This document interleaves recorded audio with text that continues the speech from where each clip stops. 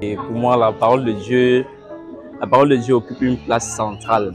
Parce que c'est la parole de Dieu qui me donne, premièrement, de savoir comment me comporter au cours des différentes journées que je traverse.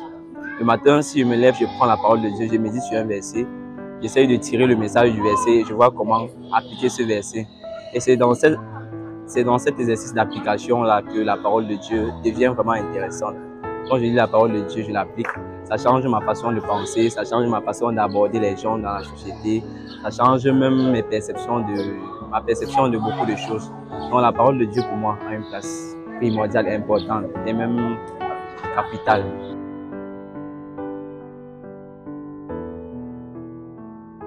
Une personne. Bon, déjà, il y a plusieurs personnes qui m'accompagnent dans ma vie de foi parce que, naturellement, quand on fait partie d'un groupe de personnes chrétiennes comme moi, par exemple, il y a beaucoup de personnes qui nous soutiennent dans notre vie de foi. Mais s'il faut faire mention d'une personne, je parlerai exceptionnellement de quelqu'un que je qualifie de père dans la foi, donc de père spirituel.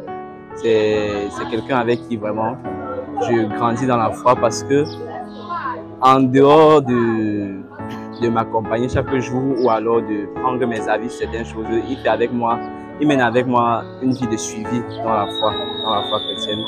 Donc ensemble, on travaille, il me permet de comprendre la parole de Dieu par des exercices. Il me donne de savoir comment comprendre la parole de Dieu, comment la partager, même comment l'appliquer et comment sonder, même en profondeur la parole de Dieu. Parce que voilà, souvent seul c'est difficile de comprendre. Ou souvent même on ne connaît pas comment prier, on ne connaît pas comment faire certaines choses. Mais lui, il est là pour m'aider. Et même quand j'ai des problèmes dans ma vie personnelle même, c'est vers lui que je me dirige. Parce que quand on a un aîné dans la foi, il y a une confiance qui s'établit. Il y a une confiance naturelle. Si je sais que la personne est enfant de Dieu comme moi, j'ai confiance en cette personne-là et je peux me confier à lui.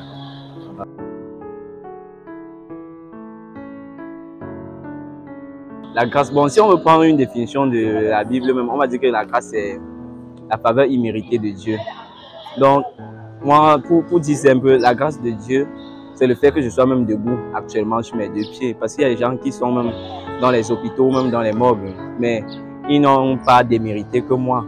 Moi, je suis vraiment là, je suis le fruit de la grâce. En fait, la grâce, c'est ce que j'ai, que je ne mérite même pas. C'est ce que Dieu nous donne par amour naturel.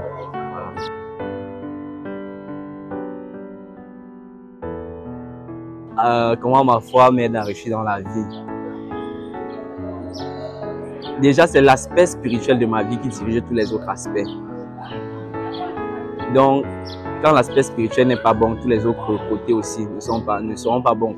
Parce que quand, moi, j'ai un chrétien, avant la foi ne dirigeait pas d'autres aspects de ma vie. Parce que bon, je pensais même que j'étais chrétien, je n'étais pas encore chrétien, je n'étais même pas encore enfant de Dieu. Voilà, et aujourd'hui que je comprends beaucoup de choses, la foi dirige tous les autres aspects de ma vie. Comme je disais, c'est l'aspect spirituel de ma vie qui dirige tous les autres.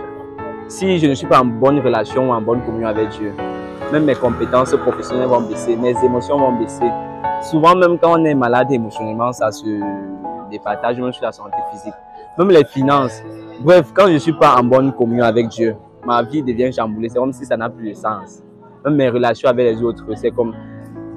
Donc la foi, vraiment, la foi m'aide à avoir l'équilibre dans tous les autres aspects de ma vie.